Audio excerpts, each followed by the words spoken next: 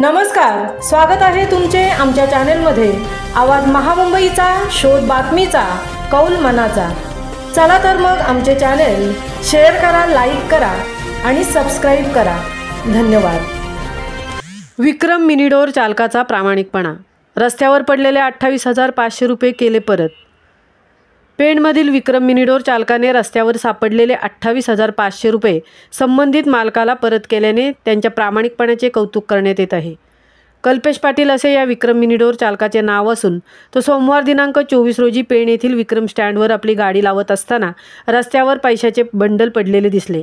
त्यांनी ते उचलून पाहिले तर त्यात 28,500 रुपये होते व LICचा एक कागद होता। या प्रकरणाची माहिती कल्पेश पाटील यांनी विक्रम चालक मालक संघटनेचे जिल्हाध्यक्ष विजय पाटील यांना दिली। त्यावेळी विजय पाटील यांनी LIC कार्यालयाशी संपर्क साधून माहिती घेण्याची सूचना केली।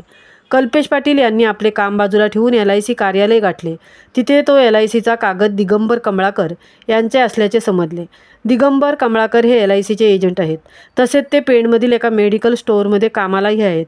त्यांनी विमाधारकांच्या हप्त्याचे पैसे त्यांनी भरण्याकरता आणले होते, परंतु त्यांच्या हातून सदर पैसे गहाळ झाले असल्यामुळे ते मोठ्या आर्थिक संकटात सापडले होते।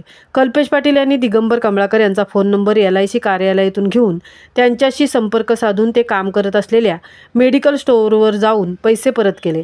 त्यांच्या प्रामाणिकपणाबद्दल संघटनेचे जिल्हाध्यक्ष विजय पाटील, ॲडव्होकेट SS झेमसे व पदाधिकारी यांनी कल्पेश पाटील यांचा गौरव केला।